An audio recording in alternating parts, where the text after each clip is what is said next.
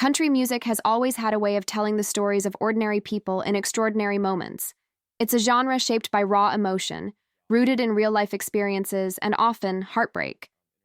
This weekend, the Nashville community and the broader country music world found itself pulled into one of those tragic real-life stories when news broke that Connor Smith, one of country music's rising stars, was involved in a fatal car accident that left a woman dead and a city reeling.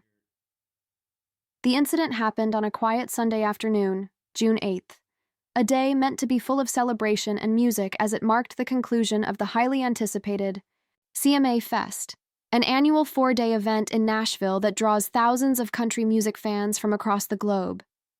The city was still buzzing with energy from packed shows, surprise performances, and star-studded collaborations. People wandered the streets, talking about unforgettable moments, sharing photos, and standing in long lines for merchandise. And in the middle of all that joy, just miles away from the festival's main stages, a different kind of story unfolded. One filled not with music and lights, but with sirens, flashing red and blue, and the stunned silence that follows the unthinkable. According to the Metropolitan Nashville Police Department, 24-year-old Connor Smith was behind the wheel of a Chevrolet Silverado pickup truck that afternoon when he struck 77-year-old Dorothy Dobbins, who was walking in a marked crosswalk near her neighborhood. It was a typical residential area, quiet, tree-lined, and familiar to locals like Ms. Dobbins, who had likely made that walk countless times. On that day, however, something went terribly wrong. Emergency responders arrived quickly and transported Ms. Dobbins to Vanderbilt University Medical Center, one of the leading trauma hospitals in the region. But despite their best efforts, she succumbed to her injuries not long after. The news of her passing shook the local community.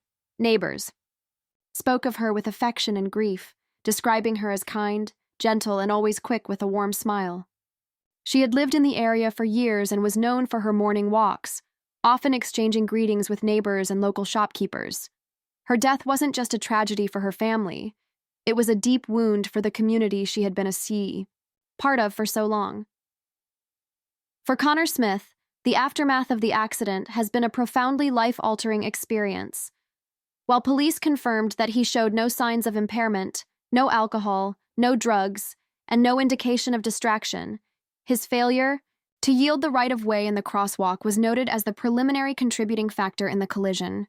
At this stage, no charges have been filed, and the investigation is still ongoing. In a statement released through his attorney and shared by People, Smith acknowledged his involvement and expressed his condolences. His heart goes out to Ms. Dobbins' family during this incredibly difficult time, the statement read.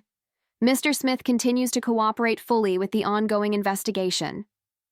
A source close to the situation confirmed that the incident was a tragic accident, and emphasized that Smith was neither distracted by his phone nor under the influence of any substances.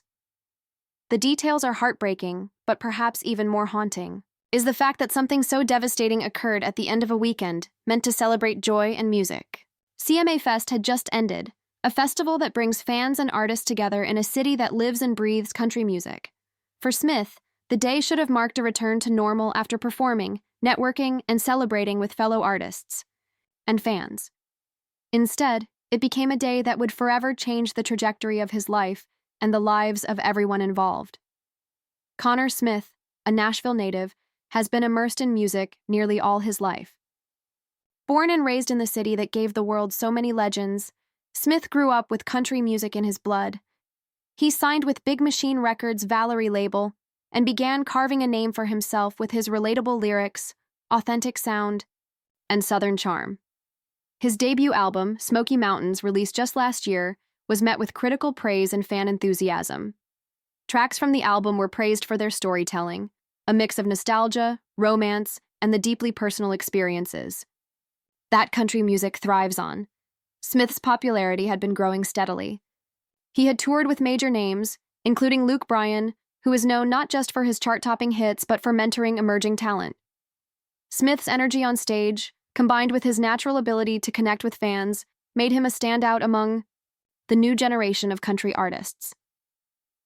His nomination for New Male Artist of the Year at the 2024 ACM Awards marked a significant milestone in his young career, a moment that promised greater things to come.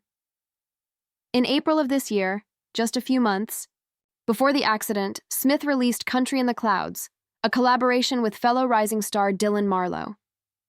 The single showcased his evolving artistry and hinted at his aspirations beyond traditional country.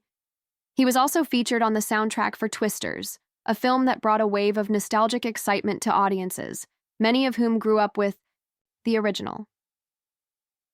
But perhaps the most personal and joyful moment of his year came when he married Leah Thompson, a professional surfer with a strong fan base of her own. The two tied the knot in a picturesque ceremony that blended the aesthetics of beachside serenity with southern charm. Their wedding photos, shared across social media, showed a couple deeply in love, beaming with hope and the promise of building a life together. For many of Smith's fans, Leah wasn't just his wife. She had become part of his story, someone who brought him balance and grounded him in ways fame never could.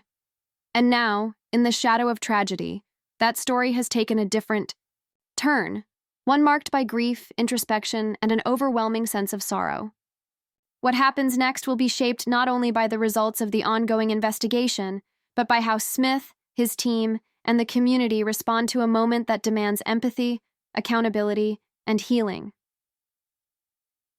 The loss of Dorothy Dobbins has prompted conversations in Nashville about pedestrian safety, crosswalk visibility, and driver awareness, especially in neighborhoods where the elderly live and walk regularly. Some local activists are calling for additional safety measures, including more visible signage, traffic calming features, and public awareness campaigns aimed at preventing future accidents. For them, Ms. Dobbins's death is not just an isolated incident. It's a warning sign, a call to action that must not go ignored. Meanwhile, Smith has stepped away from public appearances as he processes the emotional weight of the incident. Sources close to him describe him as devastated and emotionally shattered. For someone whose life had revolved around bringing joy to others through music, being involved in a fatal accident is a burden no song can carry. It's a grief that doesn't come with a melody, only silence and questions. How do you reconcile being at the center of a tragedy that took someone's life, even unintentionally? How do you move forward when each step is shadowed by that single moment?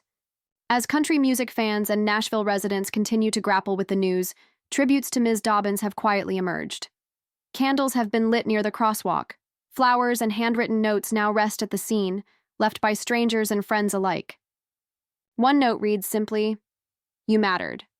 It's a sentiment that echoes louder than any chorus. For Smith's fans, the news has been a difficult pill to swallow. Social media has been filled with messages of support, but also confusion and concern. Some have expressed empathy, knowing that accidents like these can happen in an instant, even to those with the best intentions. Others have been more critical, raising questions about speed, visibility, and decision-making. What's clear is that there are no easy answers, only layers of grief that will take time to unravel. Yet in the midst of it all, the shared humanity of everyone involved must remain front and center. A woman lost her life. A man, still in his early 20s, must carry that loss with him for the rest of his days. Two families, once strangers to each other, are now forever linked by one tragic afternoon. Whether Smith chooses to speak publicly, again soon remains uncertain. For now, he appears to be honoring the silence, allowing the investigation to proceed without interference or spectacle. His statement, though brief, suggests a man in mourning, not just for the life lost, but for the innocence and normalcy his own life will likely never return to.